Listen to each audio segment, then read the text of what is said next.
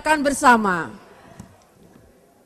Profesor Dr. Djoko Soemadjo SH selaku Ketua Panitia 7.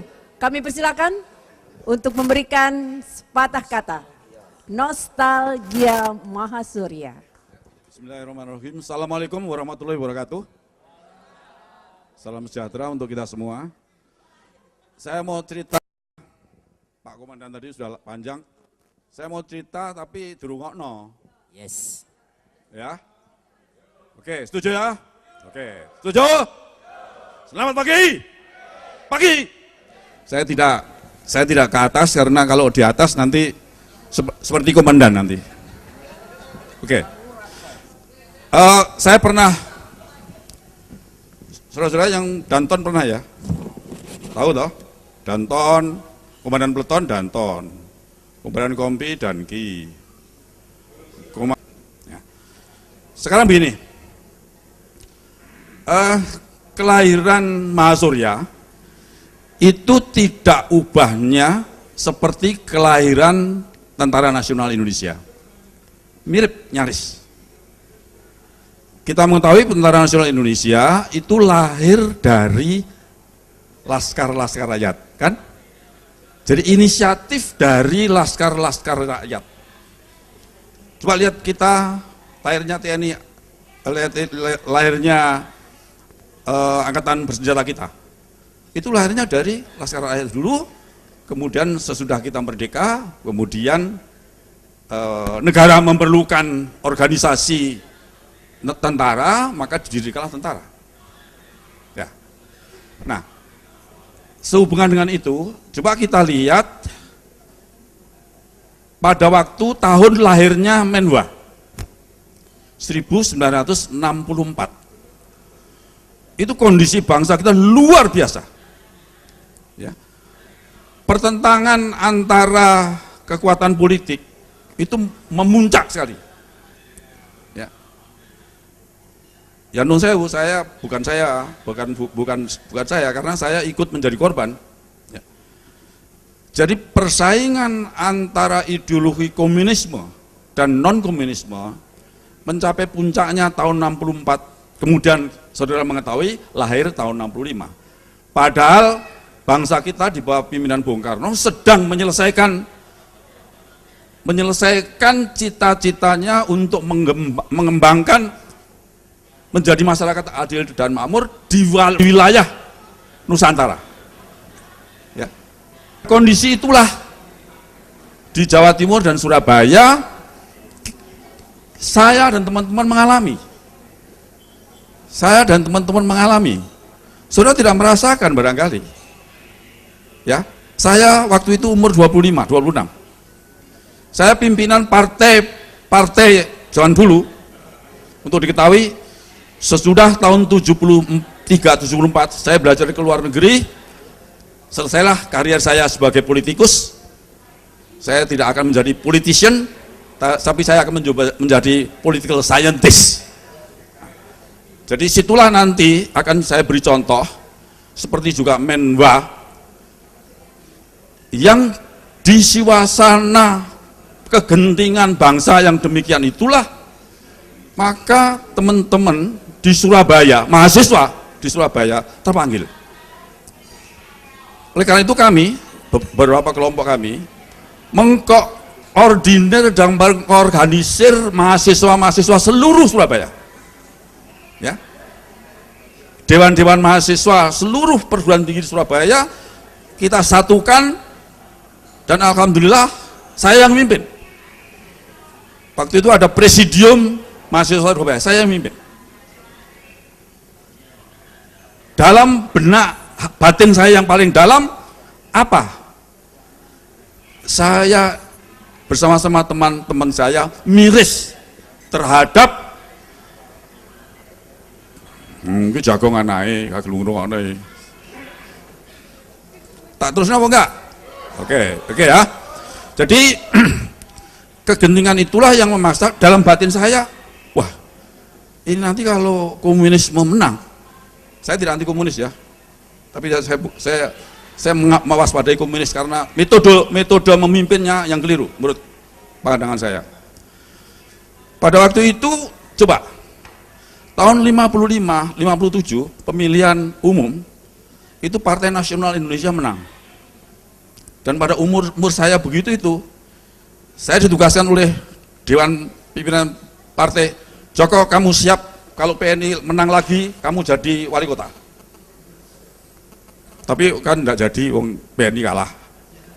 PKI yang menang di Surabaya. Maka Dr. Satrio yang PKI komunis itu menjadi wali kota. Tahun 64, pemilihan lagi, Murahman, ya, asisten dosen di Universitas Erlangga Fakultas Hukum, menjadi wali kota. Wah, ini kesempatan ini. Saya di Fakultas Hukum waktu itu calon asisten, masih. Bagaimana Presidium Surabaya yang kita dirikan tadi, kemudian saya, ya, maaf aja mungkin yang sepuh-sepuh masih ingat ya, saya malam hari itu saya keliling kampus, kemudian saya gerakan, kumpul di Tembok Macan, satu-satunya gerakan yang berani demonstrasi terhadap wali kota itu hanya belum menwa waktu itu, hanya mahasiswa Surabaya. Bayangkan. Dan nyawa saya di ujung betul-betul di ujung apa namanya pedangnya pemuda rakyat yang jaga pada waktu itu. Tapi saya tidak khawatir karena komandan Kodim waktu itu Pak Kocok sama saya, Joko boleh hati-hati. Kemudian iparnya Pak Kocok di bagus waktu itu malah saya sesudah itu saya di Joko, itu ya apa itu anak-anak mahasiswa itu titip sepeda motornya sama titip apa itu sepedanya di halaman rumah saya, Pak Kocok. Waktu itu di Ambungan di pojokan itu. Jadi itu kerjasama dengan sesama kekuatan non komunis sudah kita bina sejak pada waktu itu. Nah, berkembanglah. Nah, ini ceritanya, ya. Presidium Surabaya tadi yang saya pimpin, berkembanglah, kita ngumpulkan dan terbetullah panitia 7 yang ini Mas Aha Suhermanto. Saya ingat sekali Aha Suhermanto. Ya, 31 dari 7 ini 31. Mas Suhermanto umur piro saiki sampean? 75. Ya. J2 aku 77. Ya. Kita kumpulkan pengurus-pengurus presidium senat-senat dewan mahasiswa seluruh Surabaya, kita bentuk panitia 7 yang terinspirasi, terus terang aja, teman-teman Yogyakarta yang telah mendirikan Mahakarta. Ya, Mahakarta pada waktu itu. Sekali lagi, saya tekankan di sini, Mas Surya lahir dari ide rakyat. Tepuk tangan. Yang melihat situasi pada waktu itu, bahwa kemudian organisasi rakyat itu menjadi resmi diakui oleh negara, ya, itu belakangan. Ya, ini penting, ini sejarah ini, sejarah. Jadi itu dasarnya. Oleh karena itu, kalau Menwa pada awalnya berbau laskar rakyat, ya, berbau ideologi kerakyatan, ya. Tetapi saya dan teman-teman menganjurkan, apabila nanti menjadi resmi dan diakui negara, maka saya pesankan pada teman-teman, nasihat Nehru kita laksanakan. My loyalty to my party end when my loyalty to my country begin. Jadi sesudah Menwa betul-betul menjadi kelengkapan dari bagian dari alat negara, maka kesetiaan kami hanya kepada negara. Itu tekad kami pada waktu itu. Tapi jangan lupa bahwa ide mendirikan Menwa itu ide berasal dari rakyat. Ini yang paling penting. Kalau tidak dari rakyat, tidak mungkin kita kumpul sendiri, bikin simbol sendiri, ngangkat komandan sendiri, dan menentukan lahirnya sendiri. Maka kemarin saya buka di Google, agak ada keliru, ya, uraian sejarah mengenai Menwa itu. Saya tidak pernah membaca sprint Menko Kasat Jenderal Nasution 21 April, saya tidak pernah baca, ya. Karena memang saya dan teman-teman Presidium Surabaya itu memang tidak melaksanakan perintah siapa-siapa, melaksanakan perintah batin kami menghadapi negara pada waktu itu, ya. Jadi ini beda ini. Tetapi sesudah Menwa belakangan tahun 68 langsung di bawah binaan resmi dari alat negara, maka itu tadi berlaku loyalty to my party atau golongan, and when my loyalty to my country begin. Selesailah, ya, itu yang paling penting. Kemudian kedua, tadi saya mengatakan bikin topi-topi sendiri, bikin badge ini, badge. Kenapa ini Tugu Pahlawan dikasih topi? Yang menunjukkan bahwa Surya itu Surabaya, bahwa Mahameru, Lumajang, macam-macam, kemudian menamakan diri yang Maha Surya, it's okay, that's no problem. Maharani, Mahangawi, sekarang Maha Surya itu sebetulnya Surabaya. Kalau yang disebut-sebut pasti ingat ada Toto Surya, Surabaya. Jadi Surya itu bukan Surya matahari, bukan, Surabaya. Karena lahirnya dari Presidium Surabaya tadi. Satu. Simbolnya itu. Yang kedua, menentukan moto sendiri. Pemikir, pejuang pemikir. Mohon maaf yang lain, saya ingat ya, my loyalty to my party end sudah. Ya, saya tidak bicara mengenai partai. Sejak tahun 74. Saya masuk ke kampus, tapi saya tetap seorang nasionalis. Ya, oke. Saya yakin teman-teman Menwa juga nasionalis. Kenapa? Satu mesti cinta tanah air dulu, baru bisa membela. Cinta tanah air adalah sifat seorang yang mencintai tanah airnya, dan itu seorang nasionalis. Oke. Pemikir pejuang. Sekali lagi mohon maaf, itu dahulu ya. Itu adalah motonya Gerakan Mahasiswa Nasional Indonesia. Yang memberi siapa? Yang memberi Bapak Abdul Ghani, Profesor Abdul Ghani.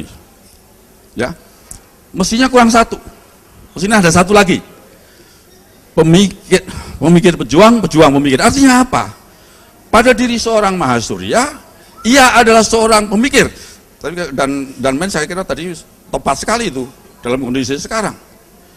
Jadi tidak hanya fisiknya, tapi juga pemikirannya. Competitive advantages-nya itu hanya pada kreativitas. Itu manusia Indonesia seharusnya. Jadi pemikir. Ya. Kemudian mempunyai semangat juang. Oleh karena itu, dia adalah pejuang. Dia pejuang tapi juga pemikir. Ya. Itu. Jadi itu begitu. Mestinya ada satu lagi yang tidak saya masukkan. Pemikir pejuang pemikir, ilmunya harus amaliyah,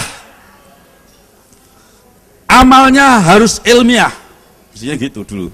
Tapi nggak jadi wes, ojo dodo iki, gawe dewe,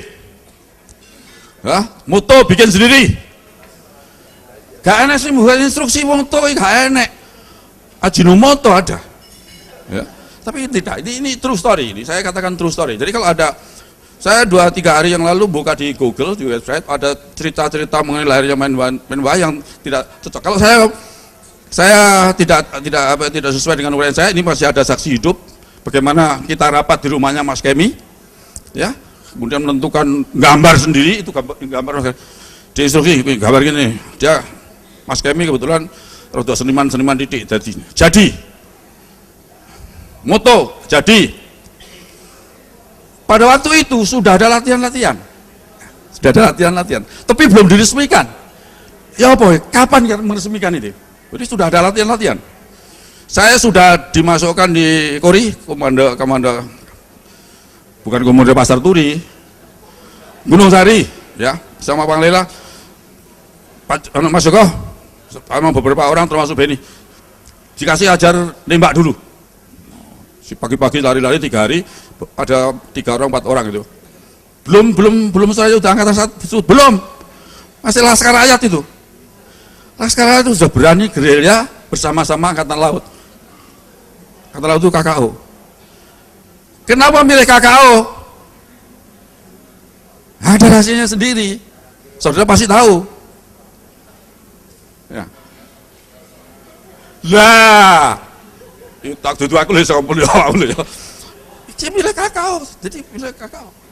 Jadi latihan pertama di AL saya kira beberapa hari, tetapi kemudian, nah angkatan pertama. Nah itu sudah mulai tahun 65 awal. 65 awal, bayangkan 65 awal, kemudian G30S September, apa tidak hebat-hebatnya? Ya. Nunjuk komandan-komandan sendiri, komandan resimen Beni Tikoalu almarhum setuju. Nunjuk kepala staf sendiri, saya. Nunjuk aku dewa ede. Aku gak mau jadi komandan, cek ganteng Beni sama saya. Ya lah, Beni lah gagah kayak londo gitu. Saya dulu itu kurus gitu, lalu saya memang ya secara membuktikan bahwa saya itu selalu di baris belakang biasanya. Tapi garis belakang, tapi pokoknya yang penting ide jadi. Tentukan hari lahir. Ini mohon perhatian ini, betul ini. Supaya nanti pesannya dan men tadi terlaksana untuk adik-adik yang lain. Kenapa Menwa memilih 1 Juni? Ayo, angkat tangan. Lahirnya Pancasila. Tepuk tangan. Apel di Embong Macan itu sekarang bambu runcing itu udah lengkap. Karena teman-teman wala wajib latih yang dahulu sudah pernah dilatih itu kita aja sekali. Ya. Wah semula ya masih ada benturan sedikit Pak Soni. Barangkali masih ingat ya, kita agak friksi-friksi sedikit dengan teman-teman dari wala, tapi tidak apa-apa. Pembukaan peresmian tanggal 1 Juni. 1 Juni gelar, habis itu sudah latihan-latihan reguler berjalan. Satu ini. Kedua, konsekuensi dari itu adalah ketika meletus G30S tahun 65 akhir, saya rasa masih ada teman-teman kita yang di bawah pimpinan Beni Tikoalu dan koordinasi dengan Kodim ngerebek kantong-kantong PKI di daerah-daerah sekitar macam. Ya supaya dari situ kita ketemukan dokumen-dokumen yang luar biasa. Dan saya sebagai kepala staf, saya perintahkan Komandan Batalion IKIP Hukum, Komandan Batalion Pak Harto itu masih ada, duduki itu universitas yang dipimpin oleh PKI, Ureka, Kalibuto itu yang merintah saya sama Beni itu. Pak Harto duduki, waktu itu IKIP duduki yang sekarang Telkomsel itu Indosat itu di pojok itu Kayun itu. Kemudian ya Universitas Respublika yang punyanya PKI itu kampusnya kita sita semua. Saya masih punya dokumennya. Saya serahkan Pak Koco, ini saya serahkan pada Bu Rada untuk dipakai sebelahnya. Tapi Pak Harto yang untung itu, Pak Harto dapat rumah terus ditempati sampai sekarang itu. Gak apa-apa. Ya ono perjuangannya, ono hasilnya ya gak apa-apa. Ya. Kemudian sudah saya serahkan Ureka, kita tutup. Yang nutup Menwa, catat. Kita serahkan pada Pak Koco Joko. Saya akan merubah Ureka ini menjadi baru dan saya ketua yayasan ini. Monggo, Ubaya. Oleh karena itu saya ini di sejarahnya Ubaya termasuk pendiri lagi saya. Ya, jadi sekalian ini saya hanya menunjukkan perjuangan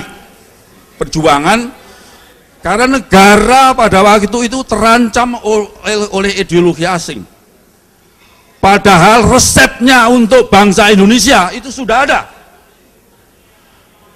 Bangsa ini harus menjadi bangsa yang besar, yang bisa mempengaruhi seluruh dunia.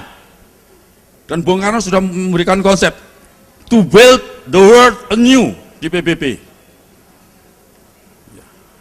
Karena pada waktu itu ada dua ideologi yang sedang bertentangan, dan dua ideologi itu berasal dari akar filsafat yang sama. Kapitalisme itu sebenarnya akarnya adalah materialisme. Komunisme akarnya materialisme. Soekarno menawarkan manusia itu terdiri dari materialisme dan spiritualisme. Oleh karena itu Pancasila. Supaya kita bisa mempengaruhi dunia, maka bangsa ini harus kuat.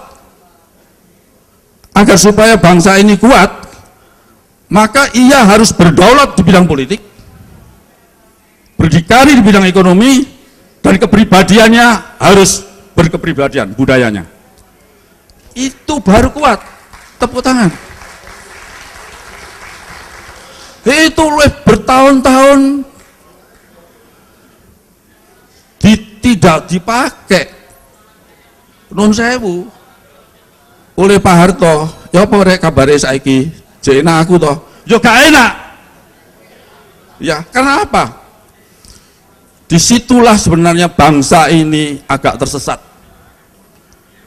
Ya, tersesatnya adalah bangsa Indonesia seharusnya tidak hanya memperhatikan materialisme, tidak hanya pembangunan fisik saja, tapi pembangunan karakter bangsa tadi.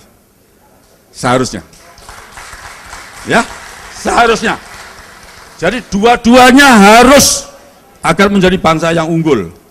Kalau tidak, kita akan menjadi kuli di antara bangsa-bangsa.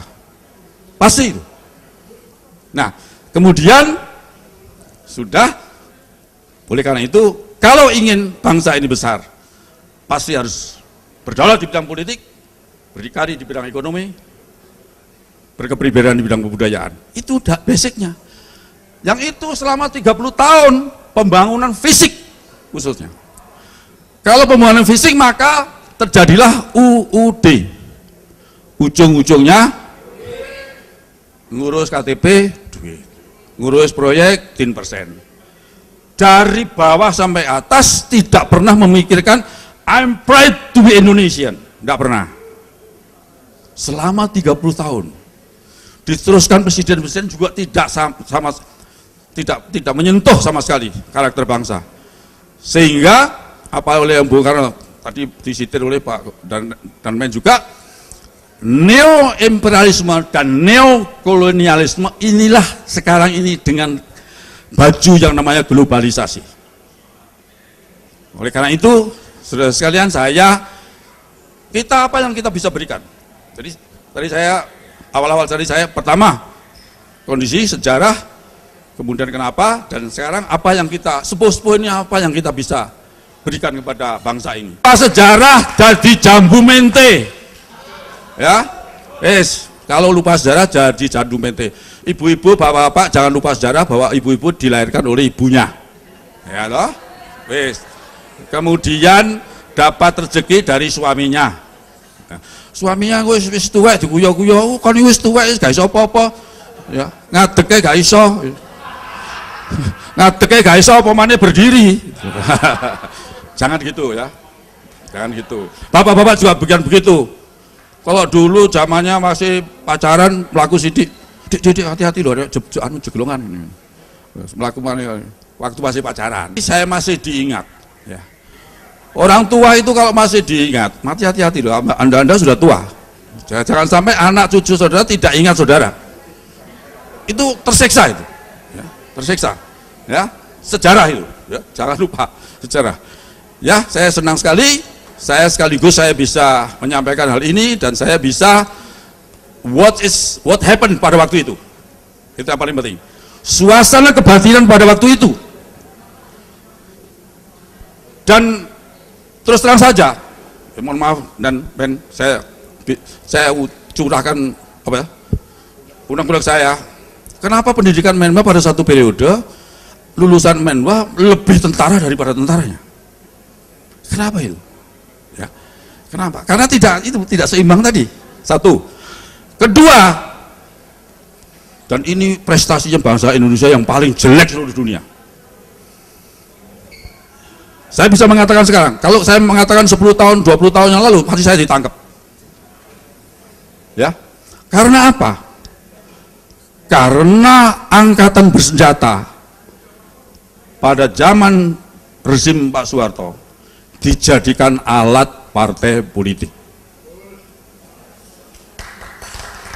Maka saya minta pada yang muda-muda ini, sekarang sudah reformasi, termasuk juga reformasi bagaimana angkatan bersenjata tidak menjadi alat politik, tetapi menjadi alat negara, mengabdinya kepada negara. Ini masih kita. Jadi kalau pada waktu itu yang membina angkatan darat menjadi, kapan itu ya, berubah dari angkatan laut ke angkatan darat itu kapan itu? Tahun berapa? Hah? Ya, bisa. Itu ya sudah, Anda ya sudah, gitu. Aku ngadek neng pasti gak dirungokno, ya toh? Karena saudara-saudara mengerungokkan saya terima kasih, dan sekali lagi jangan lupa sejarah, ya. Oke, makasih, terima kasih, Mas Surya. Saya. Wassalamualaikum warahmatullahi wabarakatuh. Waalaikumsalam warahmatullahi wabarakatuh.